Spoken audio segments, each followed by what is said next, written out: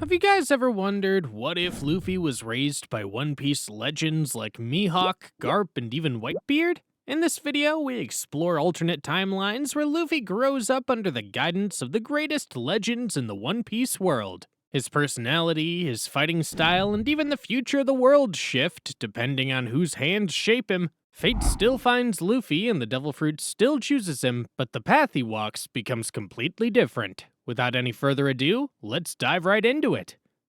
Luffy is born under Garp's care, and this time the hero of the Marines refuses to let him grow up far from the system. Garp keeps Luffy at Marine headquarters, believing the Navy itself can shape him into a force that truly protects the world. Luffy grows up surrounded by strict discipline, constant drills, and the presence of powerful figures like Sengoku. To this Luffy, freedom doesn't mean doing whatever he wants, it means having the strength and authority to stop chaos. Garp trains him personally, pushing his body past normal limits every single day. While other recruits struggle, Luffy masters advanced marine techniques like Soru and Tekai at a very young age. Instead of wearing a straw hat, he carries a custom marine mantle with the word freedom written across the back. Kobe and Helmeppo grow up beside him, shaped by the same brutal training, becoming loyal allies rather than weak followers. Garp is assigned to oversee the transport and security of a seized Devil Fruit, and he takes young Luffy with him during the journey.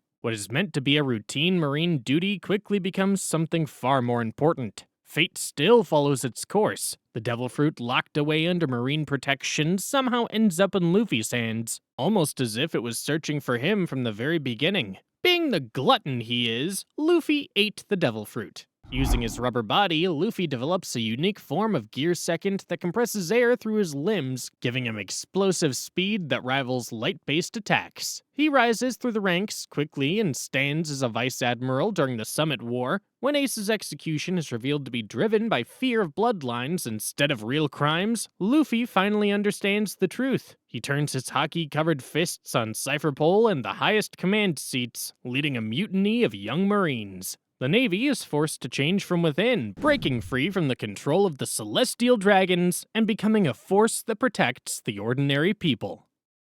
In the previous timeline, Luffy tried to change justice from inside the system. However, in this time, Garp attempts to give him a quiet childhood in the East Blue. That piece is destroyed during a visit to the Goa Kingdom. Luffy witnesses the burning of Grey Terminal and sees the poor erased to please a world noble. Garp cannot act because of his oath, and in that moment, Luffy loses all respect for the law. When Dragon arrives, Garp looks away, allowing Luffy to be taken to Baltigo. Raised among revolutionaries, Luffy grows alongside Sabo, learning about hunger, oppression, and the lies of the world. The Devil Fruit finds him again during a raid, and this time his rubber powers are shaped for infiltration, escape, and toppling kings. He uses his elasticity to bypass palace defenses and his Conqueror's Haki to silence entire guards in seconds. Known as the Sun God of the Wastes, Luffy becomes a symbol of rebellion. His final clash with Garp at the Gates of Justice is tragic and powerful. Luffy proves that his Fist of Liberation has surpassed Garp's Fist of Love. He seeks the One Piece not as treasure, but as the truth that will expose the Void Century and tear down the Red Line, finally creating a world where freedom no longer needs permission.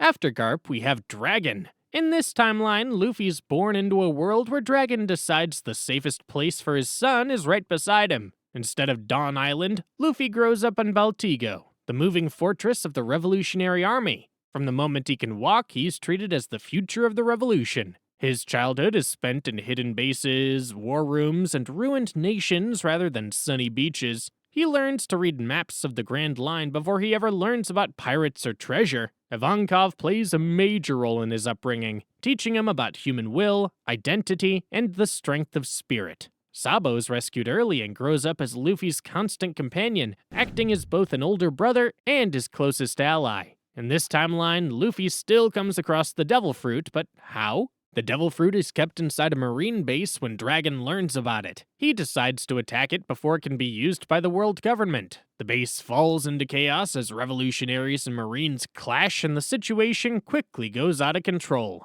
During the confusion, the Devil Fruit is moved around and then lost, slipping away from everyone as if it refused to belong to either side.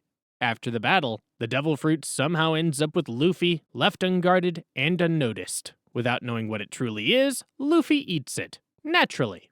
By 17, Luffy's already a battlefield leader who's already seen the aftermath of Buster Calls. His journey ends not with treasure, but with leading an assault on Marie Joie and standing before the empty throne, realizing freedom itself was the true prize. In the previous timeline, Luffy was raised openly as the future of the revolution. However, in this time, Dragon chooses secrecy and sacrifice. Luffy is raised as a hidden weapon, someone who's meant to destroy the world government from within. His joyful nature is slowly buried under discipline and silence. Dragon forges him a false identity, and Garp, torn between duty and love, allows himself to find the boy and take him to Marineford. Luffy grows up as a perfect marine prodigy, polite, obedient, and frighteningly efficient. The Devil Fruit still finds him, and he uses his rubber powers to copy the most effective combat techniques of CP units. All the while, he secretly feeds intelligence back to Dragon. He earns the trust of future admirals and even stands before the 5 elders without suspicion. The world believes he's loyal to the throne.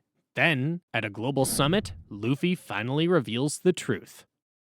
We've witnessed how Luffy's father and grandfather will raise him. However, what if some other outsider raised him? In this timeline, Luffy will be raised by Whitebeard. Luffy's life changes the day Whitebeard hears rumors about Garp's uncontrollable grandson causing trouble in the East Blue. Curious, Edward Newgate intercepts the boy himself and immediately decides to claim him as family. Luffy's raised on the deck of the Moby Dick as Whitebeard's youngest son, growing up surrounded by one of the strongest crews in the world. Marco watches over him like an older brother, Vista sharpens his discipline, and Jozu teaches him what real strength looks like. Luffy's personality remains loud and fearless, but he becomes more grounded and loyal, learning that family comes before dreams. Fate still finds him, and the Devil Fruit reaches Luffy all on its own, as if it was meant to grow under Whitebeard's shadow. His fighting style becomes heavy and overwhelming, focused on raw power rather than speed. When Ace eventually hunts down Whitebeard, he meets Luffy first. Their clash ends with Luffy pinning Ace to the deck using a hockey-filled Gatling that carries the same crushing presence as Whitebeard himself. Instead of rivalry, the brothers unite instantly. Together, Ace and Luffy become the twin sons of the Whitebeard pirates. Blackbeard's betrayal is stopped early, and instead of a rescue war, the crew launches an era-defining assault that shakes the Navy before Marineford ever happens.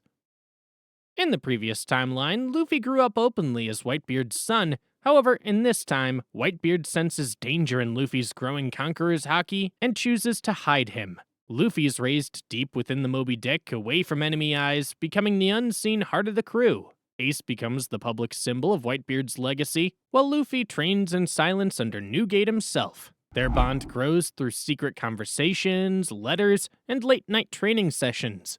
The Devil Fruit still finds Luffy, and his powers are shaped for one purpose only: protecting family. When Ace is captured, Whitebeard doesn't send his sons into a normal war. He unleashes Luffy. At Marineford, the Navy is unprepared for a fighter who turns the battlefield itself into a weapon. Luffy's awakened rubber power absorbs and returns destruction, breaking the confidence of admirals. Standing back-to-back with Ace over a fallen enemy, Luffy decides a new era where the family stands above the world's rules.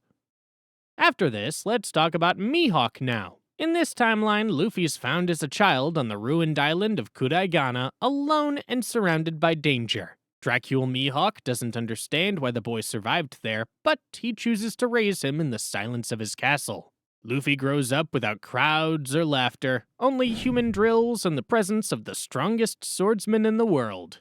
This changes him deeply. He becomes quieter, more focused, but his will remains wild beneath the surface. Mihawk teaches him discipline, patience, and respect for the blade. Fate still plays its role. One day, a devil fruit washes ashore, almost drawn to Luffy. He eats it, naturally, gaining a rubber body that Mihawk helps him turn into a weapon.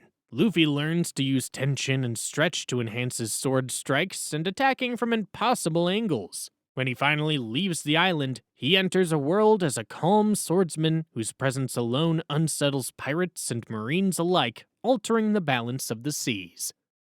In the previous timeline, Mihawk raised Luffy as a successor to the blade. However, in this time, Mihawk raises him as a hunter. Luffy is taught to observe, stalk, and eliminate threats with precision. He grows up traveling on the Grand Line beside Mihawk, witnessing the ugliness of false strength and empty pride. His personality becomes colder, though his sense of purpose is absolute. The Devil Fruit still finds him, and instead of freedom, he sees it as an advantage meant to sharpen his lethality. Luffy begins hunting down powerful pirates not for fame or dreams, but to clear the old era from the world. He has no interest in the Pirate King title. His existence alone forces the Yonko and the world government to act sooner. The One Piece world enters a ruthless age where strength is tested directly, and legends fall one by one under the shadow of Mihawk's true heir.